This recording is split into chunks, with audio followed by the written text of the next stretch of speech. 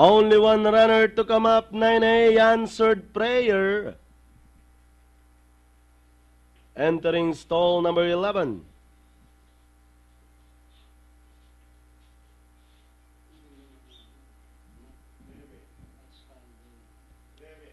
Set to go now. Good luck on our winner-take-all racing fans. 1,300 meters is the distance.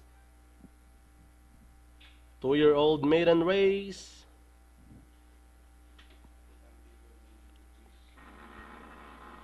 Gates open, they're up and racing. Jesse to Shapti, moving up reenactment by the release, the favorite. And this one is Lucky Master. Red Flash down on the inside port. Trade of My Love racing in port. Then followed by Excessive Smash. Heading towards the half-mile pole. Two runners are fighting it out for the lead. Red Flash running by the rail. Then running on the outside is Lucky Master. Racing in third port.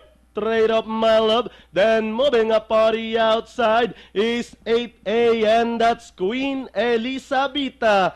Two runners keep on matching their strides together.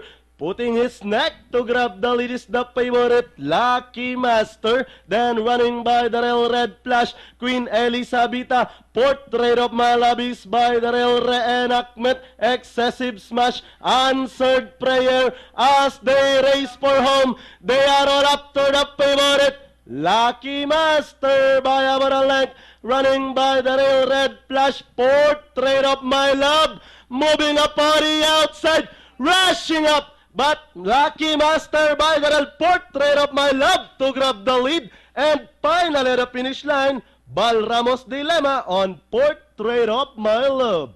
Lucky Master, reenactment, Excessive Smash, Red Flash, then comes Answered Prayer. Baby Smarty,